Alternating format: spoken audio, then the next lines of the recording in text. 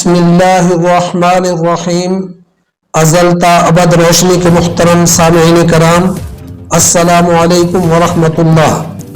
شیطان ابن آدم کو اپنے جال میں کیسے پھانستا ہے، اس سلسلہ میں حضرت ابو اللیث سمرقندی رحمۃ اللہ علیہ تنبیہ الغافلین میں نقل کرتے ہیں کہ حضرت سیدنا وہب بن منبع رضی اللہ عنہ فرماتے ہیں، بنی اسرائیل کے ایک بزرگ ایک بار کہیں تشریف لے گئے۔ راستے میں ایک موقع پر اچانک پتھر کی ایک چٹان اوپر کی جانب سے سر کے قریب آ پہنچی۔ انہوں نے ذکر اللہ عز و جل شروع کر دیا تو وہ دور ہٹ گئی۔ پھر خوفناک شیر اور درندے ظاہر ہونے لگے، مگر وہ بزرگ نہ گھبرائے اور ذکر اللہ میں لگے رہے۔ جب وہ بزرگ نماز میں مشغول ہوئے تو ایک سانپ پاؤں سے لپٹ گیا، یہاں تک کہ سارے بدن پر پھرتا ہوا سر تک پہنچ گیا۔ وہ بزرگ جب سجدہ کا ارادہ فرماتے وہ چہرے سے لپٹ جاتا، سجدے کے لیے سر جھکاتے تو سانپ انہیں لقمہ بنانے کے لیے جائے سجدہ پر منہ کھول دیتا، مگر وہ بزرگ اسے ہٹا کر سجدہ کرنے میں کامیاب ہو جاتے۔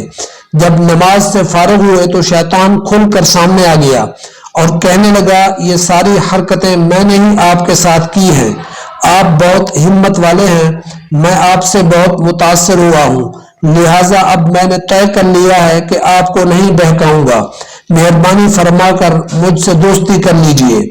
اس اسرائیلی بزرگ نے شیطان کے اس وار کو بھی ناکام بناتے ہوئے فرمایا، تو نے مجھے ڈرانے کی کوشش کی لیکن الحمدللہ عز و جل میں ڈرا نہیں، میں تجھ سے ہرگز دوستی نہیں کروں گا۔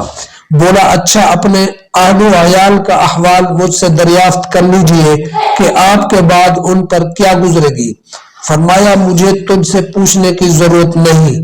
شیطان نے کہا، پھر یہی لیجئے کہ میں لوگوں کو کس طرح بہکاتا ہوں۔ فرمایا، ہاں یہ بتا دے۔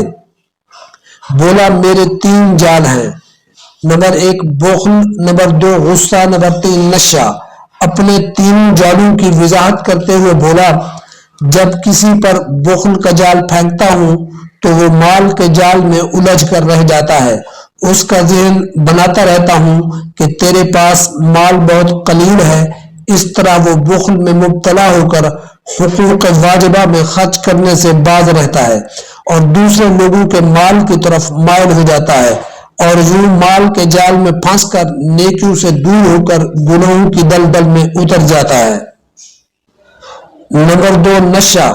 میرے اس جال نشہ کے شکار یعنی شرابی وغیرہ کو تو میں بکری کی طرح کان پکڑ کر جس برائی کی طرف چاہوں لیے لیے پھرتا ہوں۔ نمبر 3 غصہ۔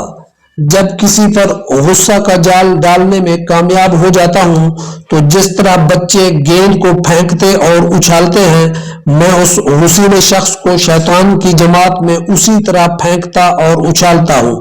غصیلہ شخص علم و عمل کے کتنے ہی بڑے مرتبے پر فائز ہو، خواہ اپنی دعاؤں سے مردے تک زندہ کر سکتا ہو، میں اس سے مایوس نہیں ہوتا۔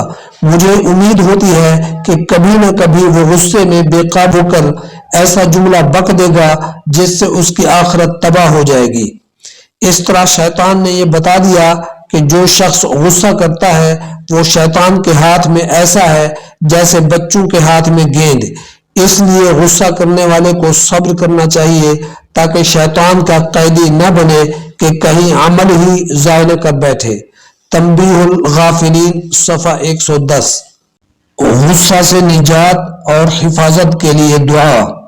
اللہم اغفر لی ذنبی واذہب عنی غیظ قلبی واعذنی من الشیطان الرجیم۔ مفہوم: یا اللہ میرے گناہ معاف کر دے اور میرے دل سے غصہ کی حفاظت فرما دے اور مجھے شیطان مردود سے بچا دے۔ آمین۔ فی امان اللہ۔